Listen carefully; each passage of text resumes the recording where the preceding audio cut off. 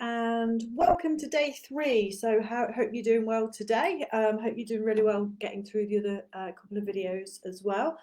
So, day three, we're going to be looking at your conscious business map, vision, and also kind of like the mediums. And I'll talk to you about that as we go.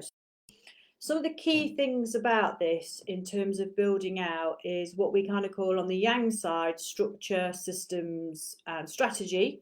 And they're the fundamental building blocks of your conscious business.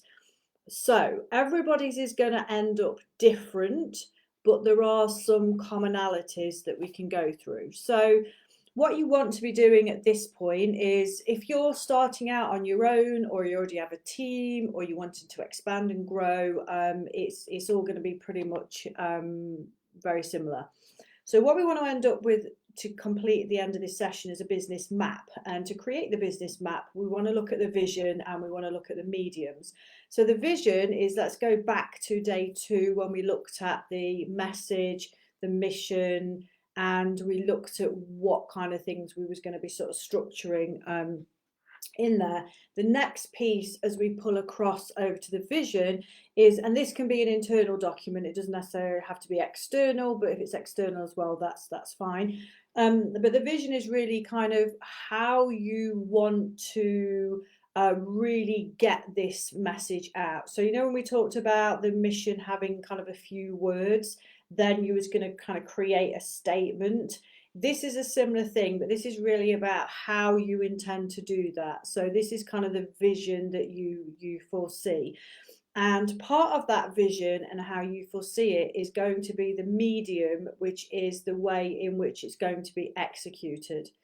Now, as I said, everybody's going to be different because it's going to depend if you have physical products, digital products, services, a mixture, a hybrid. There can be all kinds of different things that we can include inside the business map. But one of the crucial things you want to do is to start off with the end in mind. So remember, we talked about the biggest, grandest aspiration of your mission. That's where we want to start. So I'm just going to give you some general examples. So if you have products and you may either want them to be distributed from an actual physical place, or you might want to be having them distributed from somebody else and distributed globally. It could be nationally. If you have digital and physical, that's another kind of thing. If you have digital only, or if you have events, or you have things where people go to an actual location like an event or a seminar or a workshop or a retreat, all of these things want to be jotted out. So every single thing that you can think of that you'd want to ultimately have inside your conscious business, we want to start with the end in mind. Now, some people will often say just start with one thing and do that, which is true and good to a degree. But the reason why we want to start with the end in mind is because we want to make sure that, universally speaking, our grandest version of the mission is out there. It's laid out on paper. It doesn't mean it can't change. It doesn't mean it won't be tweaked. It doesn't mean anything. It just means that right at the moment we want to have some conscious plan and some sort of idea of what it is that we would like to achieve. Now, let's pretend we've got a mixed hybrid system here. So let's pretend we've got something digital, we've got something physical, we've got something online, and we might have something impersonal. So I'm just going to go across the board here. Now, price point wise, which we're going to kind of get to on day four, we're going to go through actually building of the products and the contents and pricing and positioning. But I'm just going to pinch a little bit from that day and bring it into this day. You want to typically have your lowest end product services are the things that you can either mass produce easily, cost effectively, versus the thing that is more of your personal time. So a quick example of this would be if you wrote a book and you wanted to sell that book either as a digital book or a physical book, then that price is usually books sell for a roughly $10–15, depending on what kind of book it is, price range, because the person's put the effort in once. Then you can obviously have thousands, hundreds, millions, whatever, of copies of that particular product. If, on the other hand, you're going to work with somebody one-on-one, so you're going to have lots of personal attention from them, and they're going to be really working with you side by side, and that can be obviously on a personal thing, a business thing, a financial thing, you know, it can be anything. So it's not so much the subject matter that we're talking about right now, it's the delivery, the medium, the vehicle. So that would typically be the most expensive thing, because that is the other person's time and expertise in that field, and that is what you're paying for. You're paying for them to be able to look at something, cast their eye over it, and start to give you input immediately. So let's come down and do some other things in between. So let's say we've got a book or some kind of digital equivalent of a book. The next kind of thing we might want to have is, some people have like online courses. So that would be, again, a digital experience. It would be an online kind of thing that you would create once, and then you'd be able to sell that out at whatever price point, which we'll come to tomorrow. Next thing, a variation of that, is people that will have an online program that's then got some kind of live training, coaching, or something going along with it. And that will have some kind of components, if it's going to be a 6-week, an 8-week, a 10-week, whatever kind of thing the program is, that's then got some kind of Facebook group or a private platform where they're going to be delivering some, you know, kind of live training, Q&A, and extra support in that group. So then would that take you up a price point, because again, that's got some personal delivery. The next variation up from that is where there might be some content delivered digitally. There could, or there may or may not be something actually posted, like a physical product to go with that. And then there could also be some sort of group, but there could also be some one-on-one coaching sessions as well. That would tend to be more of a hybrid kind of version, because they're technically a little bit more complex to run. And you know, you can do it on your own, but you invariably might need a little bit of help and support in kind of achieving that. And then the next thing we go up into is, you know, things like membership sites, where you can have I mean, membership sites we can put down there with actually digital kind of products and services, but we might have like inner circles, masterminds, group kind of you know, coaching. Then we might go into events. It could be 2 days, 3 days, 7 days, and that could also include things like retreats and really sort of specialist kind of focused groups. And then other variations of that could be things like a weekend event, or more of a seminar or workshop, which might be a little bit more hands-on. So they're typically a bit of an array of the things that most digital-based businesses will have some kind of variation thereof. As I said, the business map will end up unique to you and whatever it is that you're delivering and serving with. But nowadays, the technology makes any variation of it totally doable. Now, if you're thinking more like, well, what about if you're a offline business, so like you've got a store or something like that, you've got some sort of bricks and mortar business. What we're talking about here is basically taking that physical thing and then bringing it online. So let's just pretend let's go with the conscious theme that we was talking about yesterday, about coffee or chocolate or a shoemaker or something that was kind of utilizing fair trade. And let's say you had a little stall or a store or a shop or something somewhere, but you don't want to be limited to that geographical location. So you take the whole brand of that store and you build it online, and then you create your products or services or whatever that kind of amalgamation is, and then you still do social media, and you still got a marketing plan, and you're still making online sales, and that will boost the shop sales. And obviously lots of people that have an actual physical premises, they will do that arrangement, because obviously then you're maximizing not just the local geographical area. You can obviously go worldwide with that.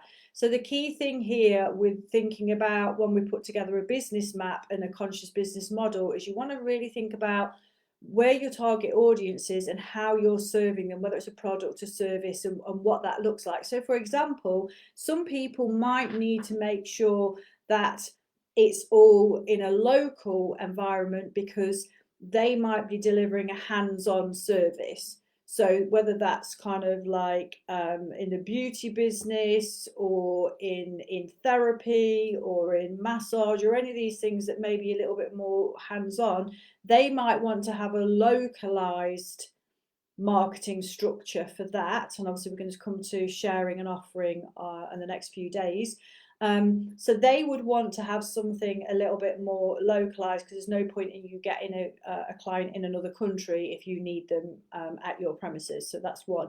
However, they may also be able to sell some kind of package or idea around that has got something that could be created digitally, or it could have some kind of products or something in it that could be shipped internationally. So then they're going to have national and international built into that. So really the best thing to do at this point is to put that out on paper. And obviously if you're already delivering things, then look at what you've got.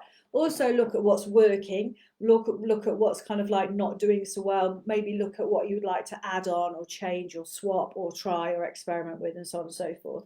So we want to end up with a bit of a kind of a list. Then we want to shape it. So when I talk about a business map, what I really like to have is a visual image that is demonstrating what the order of products and services is, and then how they're distributed. So I'll give you a quick example of that. If, for example, let's go back to the book thing. So let's say we have some kind of book. Let's say it's a digital book, just for ease. We've got like some sort of digital product. Then from there, we might offer some kind of like little course that goes with it, which has got videos and workbooks and so on. Let's say from there, we might be able to offer some kind of coaching or something that goes with that. And let's say that once a year, we want to put on an event or something. So I'm just giving you kind of a small one here. As I said, price-wise, obviously you're going to go from the lowest to the highest, so that you can just visually see, okay, so this is my top end offer, this is my mid tier, and this is my low tier. Now, some people might have 10 low tiers because they might have 10 books out, or they might have like short little video information products that are worth $37 or $97. So there is no, again, this is why I'm saying to you that when we build business maps, every single one is unique and different for that reason. And it's really important to pull in everything that you do. So you might end up with something quite long along the bottom, but invariably you end up with some kind of triangle, because it's very unusual to have, let's say, 10 low tier and then 10 mid tier and 10 high tier, just purely because your top delivery is usually you, and is usually, or your team, and it's usually a lot more personal, hands-on and bespoke, which will charge the highest premium. So you tend to deliver less of them because it's more time consuming for you. And you haven't got as many hands as you would have if you have like books going out there or digital products and services. That's typically why. So that's a bit of a rundown of the different mediums.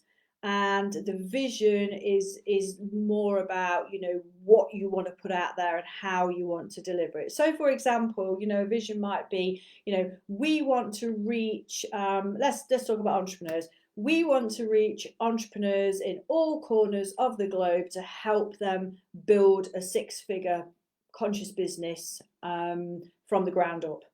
Let's say that was the goal. Then you would start to look at, okay, so how are we going to distribute that? So in the business map would be your preferred mediums of marketing. Now, as I said, we call that sharing and offering on purpose, purely because when you say marketing and sales out there, people see marketing sometimes as a not good thing, because obviously there's many occasions where marketing has been done negatively and not with the greatest of integrity, and has been given maybe false information and things like that. So we don't want to be lumped in with that. And then selling is also is more a harsh, abrasive thing, because nobody wants to be sold. This is the thing. We want to have this, the sharing is just the sharing of your message, the sharing of your materials. So you want to be doing that, because obviously if people can't see it, then they can't decide if they want it or not. And then also the offering is really the way in which you offer them the products and services. So let's go back to the book example. We could say, okay, so we can offer this book as a physical paperback, as a hardback, as a Kindle, or as a video course, let's say. And if we're sharing that and offering it to you in different price points and different formats, you as a consumer can look at it and go, okay, well, I prefer audiobooks. Oh, I prefer a hardback book. Oh, I like the idea of the copy that's given to me with some videos and some worksheets. So you get to choose, and that's for me the distinct difference between sharing and offering versus marketing and sales. So for example, we don't ever use the word sales and closing. I absolutely loathe the word closing, because it's such a repressive thing. It sounds like you're going after people and targeting them and trying to close them. Now, as much as I come from a martial arts background and there's a lot of yang in there, I don't support the idea of coercing and pushing people into a decision that they might not want to be making. I'm much more favourable to the hands-off thing, because if you naturally choose to do something, you're going to be more inspired and more motivated and more happy with your purchase and your investment and your choice of doing it. If you feel pressured, coerced, whatever it might be, you're more likely to ask for a refund, you're more likely to be unhappy, and no disrespect, but you're more likely to be a real hard to work with person, because you probably haven't got the right attitude, because you've come into it with some kind of duress or conflict. There's nothing wrong with offering people things and having a conversation with somebody and say, I think this is a great fit for you, this is what you would like, and this is what we can help you with, and this is the cost, and this is what it looks like, what do you think? That's absolutely fine, because you've got to give somebody something tangible for them to say yes or no to, and they need to understand what it is that they're saying yes or no to. So that's absolutely fine, but we don't want the pressuring. Now, the importance of the business map for two reasons is, one, it gives you a visual indication of what you're working towards, but it also shows you, okay, what do I already have?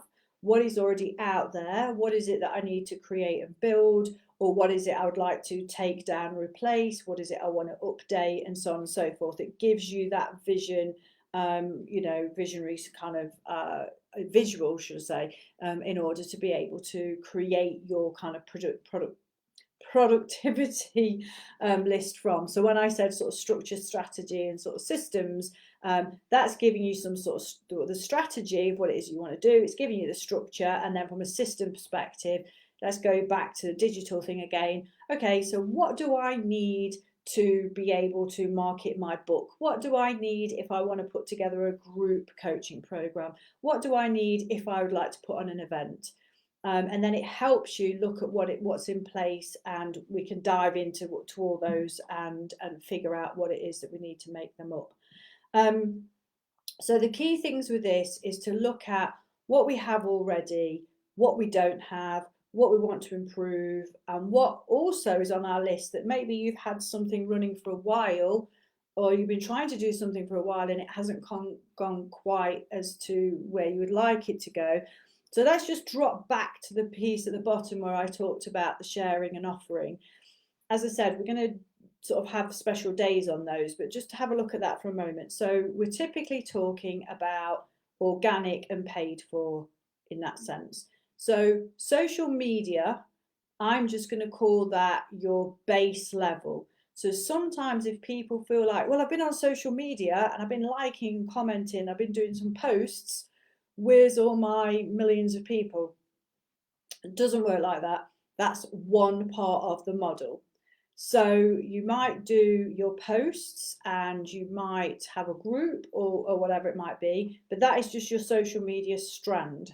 You then have to have some organic things to then be able to meet people, connect with them, and maybe bring them onto like an email list, or maybe bring them into a group like this, or just do something with them so that you can serve them and they can get to know you a little bit and find out if what you're doing is going to be helpful to them and where they want to go. Then you've got extra things. So think about things like blog posts, articles, podcasts, getting onto other people's mailing lists, getting mentions in magazines, PR, all these different things. So we've got this for the whole block there, and we can work out what is your forte, whether you like speaking, whether you like writing, whether you want to be a guest post on this, whether you want to have a column on that, whether all the different kinds of ways in which you can shape that. So that's more about another form of marketing in that sense. Then onto there, we can go onto the next tier, which is more about you paid for. So this, some of you are going to be familiar with anyway. And this is where we start to look at Facebook ads, YouTube ads. We can look at Instagram and how that's used. We can look at what you would need to build a funnel, which obviously is some word that like most people will understand in that today. And again, in marketing sense, some of these things have negative feedback from people because they feel like it's some sort of trickery, but it's absolutely not. It's actually a really quite sophisticated and really harmonious way to really narrow down, like we did a couple of days ago when we looked at who your audience with. It's a really nice way to communicate with those people.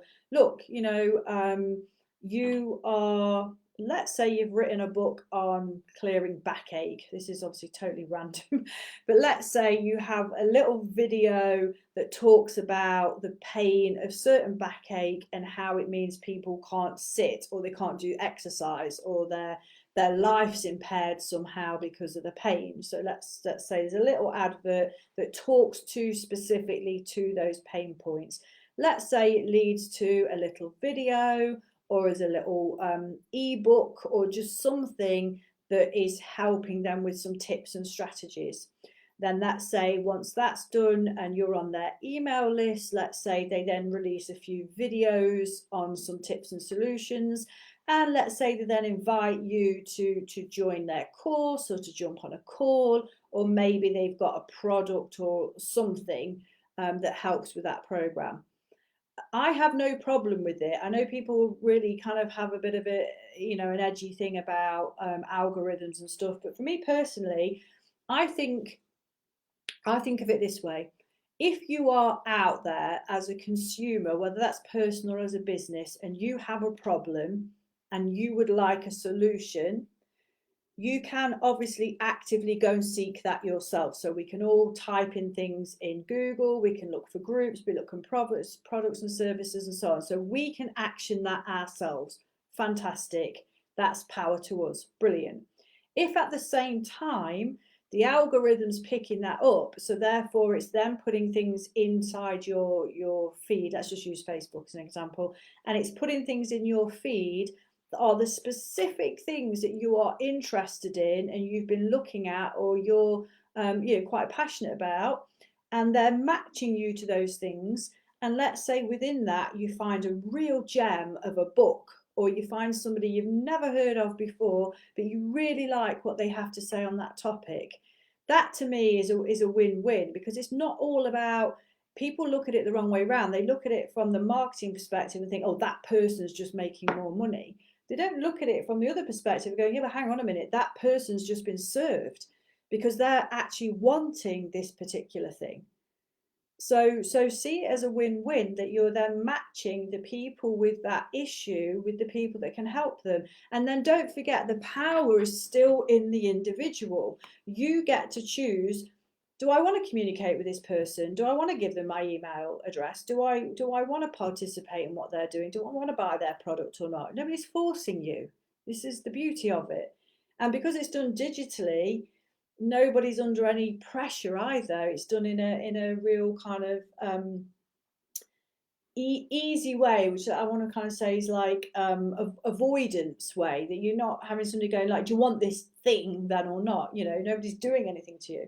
So, and I've often come across some beautiful things that I bring into the dojo and I share with the team. And I'm like, we randomly found a book a few weeks ago through an ad, and I shared that with the holistic team, and that's been shared out to all of our clients. So, yeah, that author's, created some revenue from us, but actually, more to the point, we've been able to deliver something to our team and clients that's going to help them. So that to me is an amazing thing, and I'm glad that that ad came in front of me.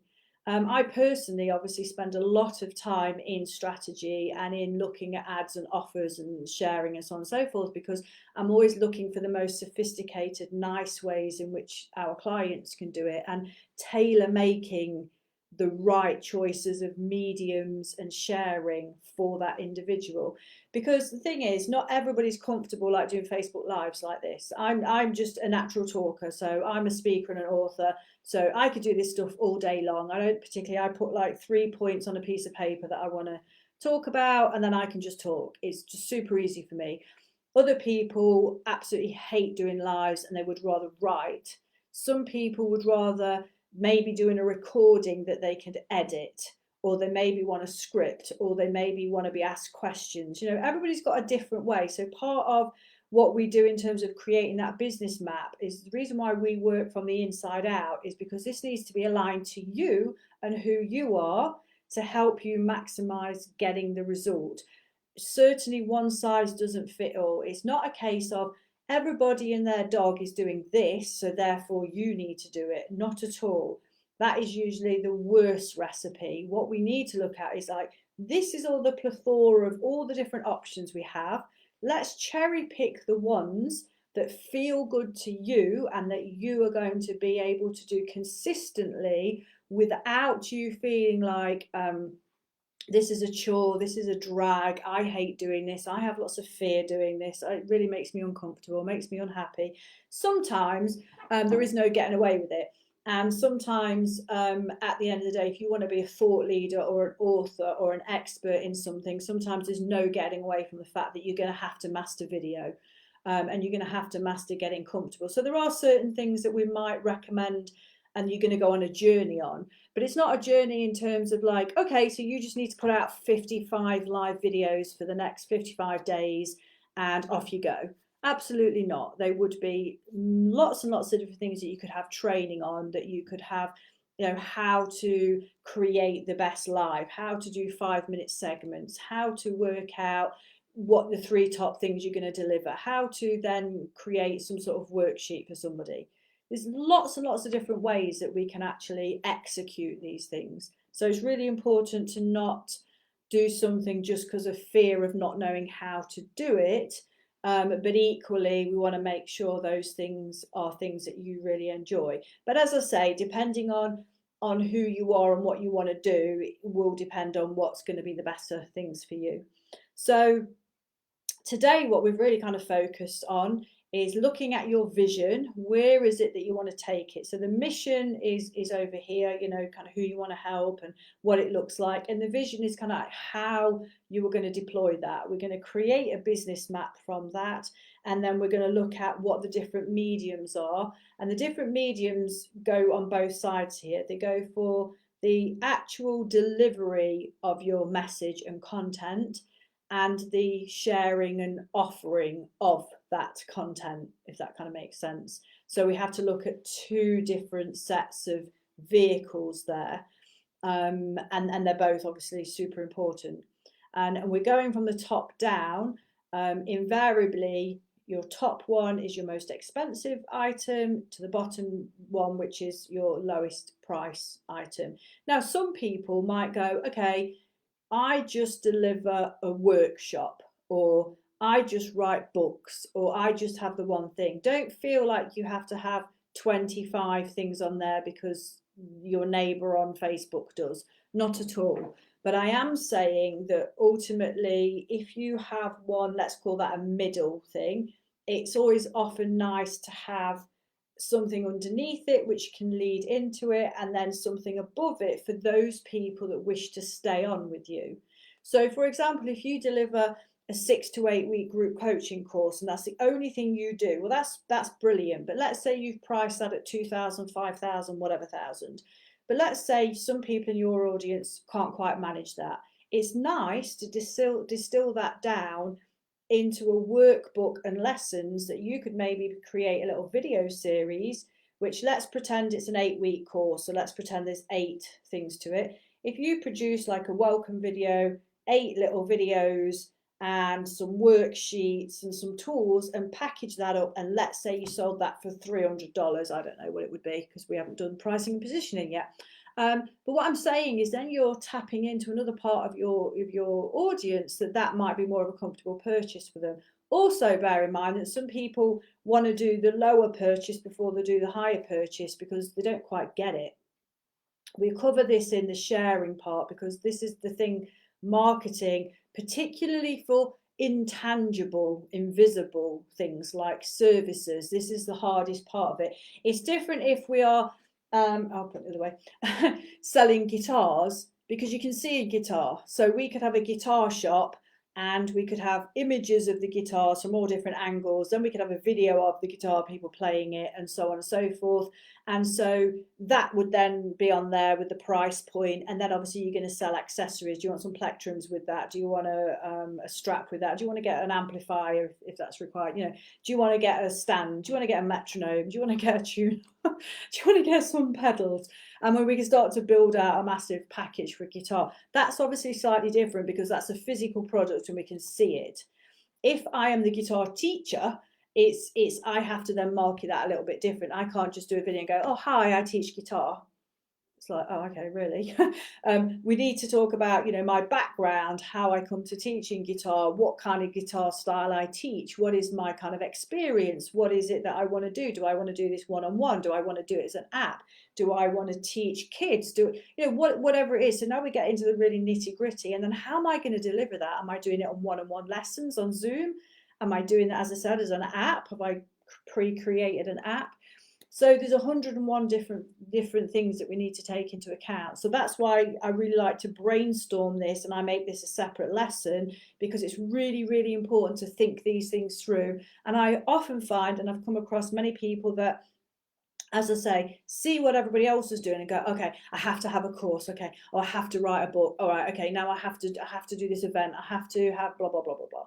You don't have to have anything except the thing that speaks most to your audience. So let's pretend my audience is people who, let's just take musicians. Let's take their musicians and I'm offering them some kind of musical service. Let's say it's marketing for musicians. I need to speak in their language. I need to make sure that I'm understanding their pain points of what they're struggling with marketing their music. Let's also think about, okay, so what are the mediums that these people are putting their music out? And well, it's probably going to be digital and it's probably going to be live.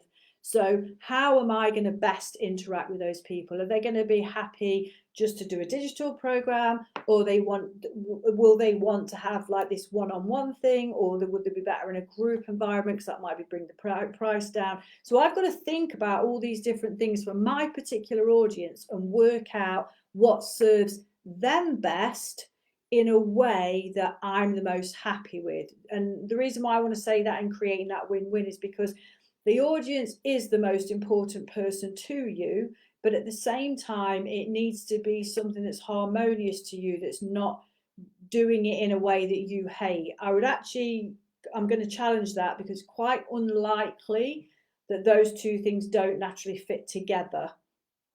There might be an exception to the rule. So if you are an exception to the rule, please do give me a little challenge below. But invariably, depending on who your audience is and their preferred delivery is most often the thing that you enjoy doing the most anyway. And then some of the other ones are like little add-ons. Okay, so today what I want you to do is go away and think about, obviously we've come from the story, we've come from the vision, the mission and the message, and we've looked at all those different things in terms of timelines, and we looked at branding. Now we're going to start to look at creating that vision, thinking about the different mediums that you want to deliver those items in, and creating that map. Once we've completed that map, tomorrow we're going to move on. We start to actually going to look at the curriculum, you know, what's actually in the content of your offerings. And then we're going to move on to offering and sharing. So I hope that was, you know, helpful today. I tried to keep this one a little bit shorter because I know I ran on a little bit yesterday. But obviously, if you've got any questions for me, please do let me know. And as always, if you would like any help and support with any of these things we're going on, just give us a shout, contact Josh, or just DM one of us. And going on the little gift thing, we've done cats, we've done dogs, and today let's do I want to do something aquatic, so let's do fishes. So let's do a Giphy of a fish. If you want some sort of an example of a business map, or you want some kind of you know, help in terms of the different mediums, because I can easily produce I've probably got one already, a sheet with all the different kinds of mediums on there, just for some ideas and so on. So I hope you found that valuable today. And this is all about the Conscious Business Core Essentials. And these are all towards creating that six-figure and beyond business. So thank you for joining with me again today. And I'll look forward to meeting you tomorrow, and we'll carry on. All right, take care. Thanks a lot.